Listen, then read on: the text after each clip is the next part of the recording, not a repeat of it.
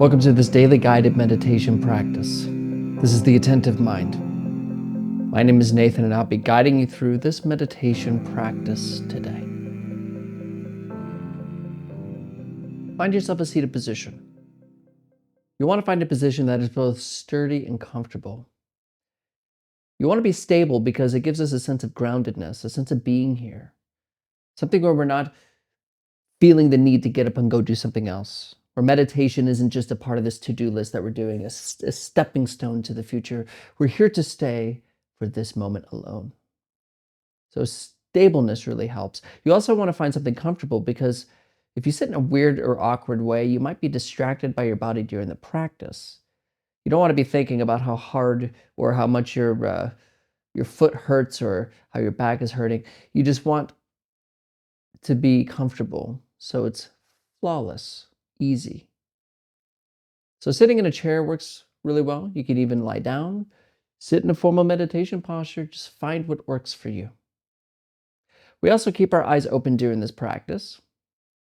But if you have learned to practice with your eyes closed, or you feel more comfortable doing so, go ahead and practice with your eyes closed. It is no big deal. But if your eyes are open, leave the screen alone and drop your gaze gently down below you. Maybe looking at the floor or the desk or whatever is just below you. We're not staring or analyzing at anything, but we're also not zoned out and blurry. We have a gentle gaze directed softly, yet clearly, downwards. You're in a comfortable and sturdy position. Your eyes are either closed or open, gaze down.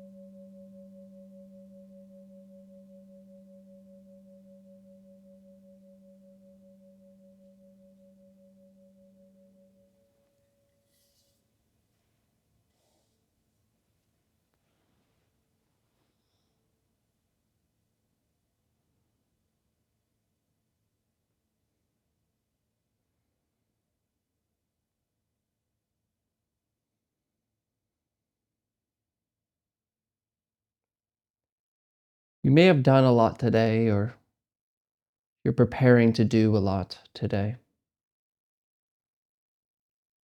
And this might be playing about in your mind. Or maybe it's other things like troubles and problems that are shifting through the mind at this moment.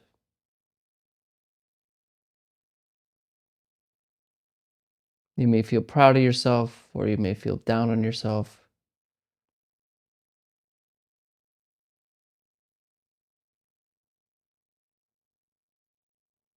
Whatever it is that you're feeling, whatever it is that you're going through, bring your attention away from it and rest it now.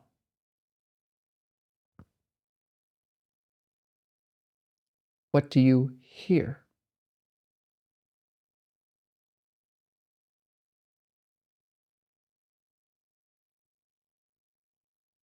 What do you smell?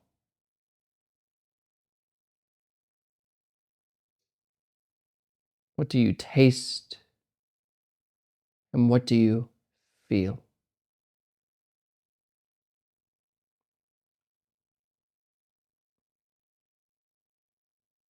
This moment of experience is what there is. So we just notice it. and set aside our accomplishments and worries, to-do lists and things done.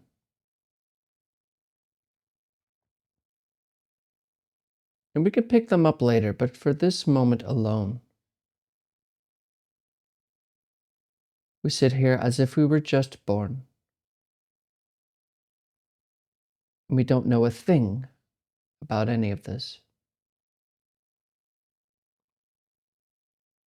We sit here as if there was absolutely nowhere to go, nothing to do, and no one to become. Here and now is key.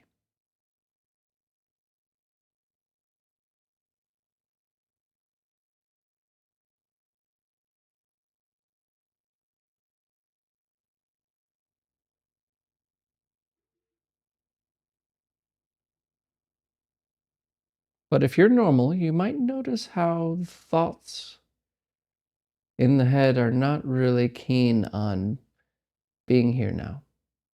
They keep alluring us and taking us to the future, planning, worrying, thinking about meditation, wondering if this is going to end, wondering how long this will be. Always chattering. Which is why it is useful to just leave it alone.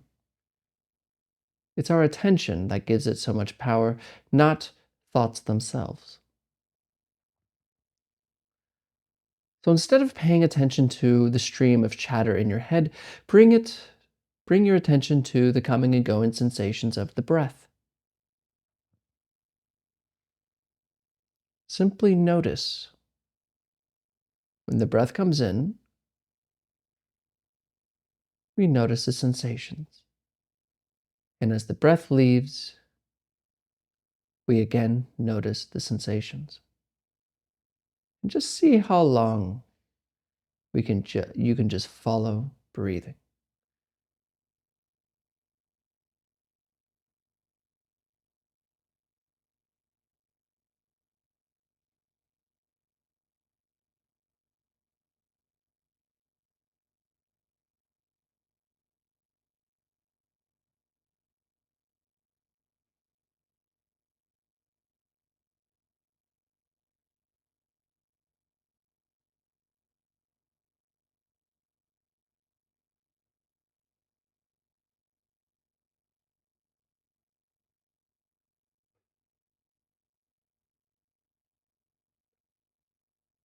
And it's possible that I'm catching you in the middle of a thought again,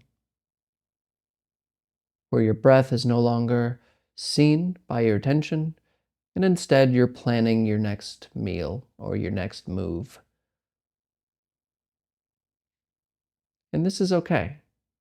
Thoughts kind of pop up behind us and steal us away, even without our own knowing. So instead of following thoughts, just return to the breath. And when you notice that you're lost in thought, just return to the breath, rising and falling.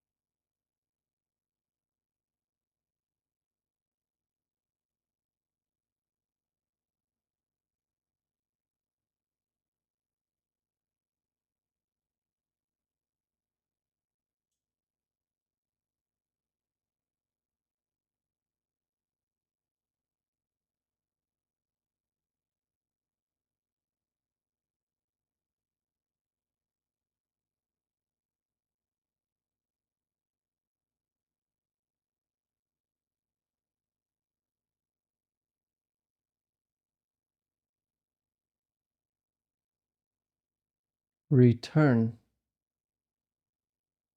Return to the breath, rising and falling.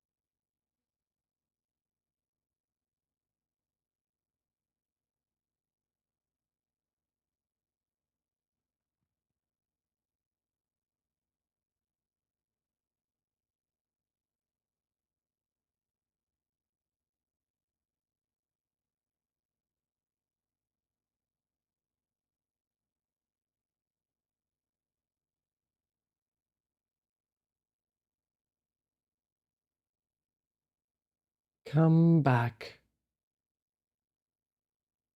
Come back to breathing, rising and falling.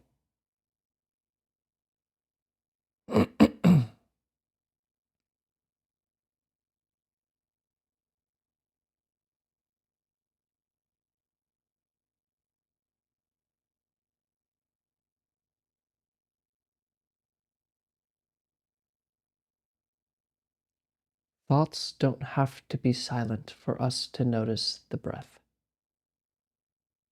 We notice breathing as thinking happens. We just leave thoughts alone and become intimate with the breath.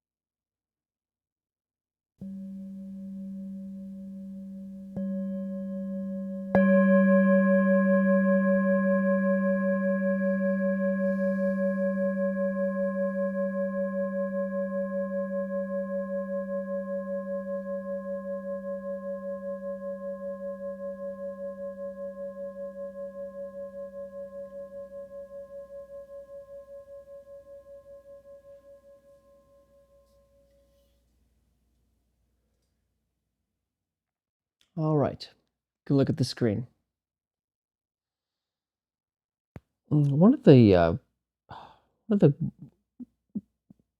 of nice outcomes of learning to leave our thoughts alone is that we become less reactive around life.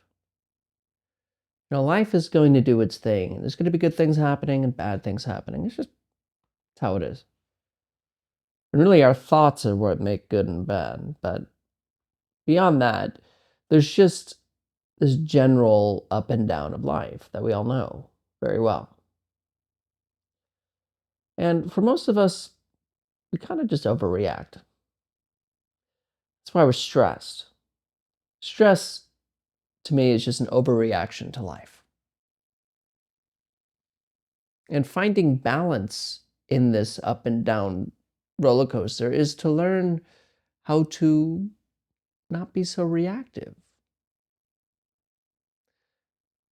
And because our reaction really stems from an identification with our minds, an identification with the chatter in the head, this little talking voice that's really mad about this and doesn't like this and wants this to be better, and then this is not good enough, so this has got to be different. And so, that chattering voice, identifying with it, saying that that's me, is why we react really harshly to things. One of the reasons, a lot of deeper reasons too. And learning to leave this process alone, learning to leave thoughts alone, inevitably brings this sense of less reactivity. When things happen, it's an acceptance. When things go wrong, it's, yeah, I understand. This is the way things are. But when we're reacting incessantly to our thoughts and to the mind and to what happens, we're pulled in this direction, then we're pulled in that direction.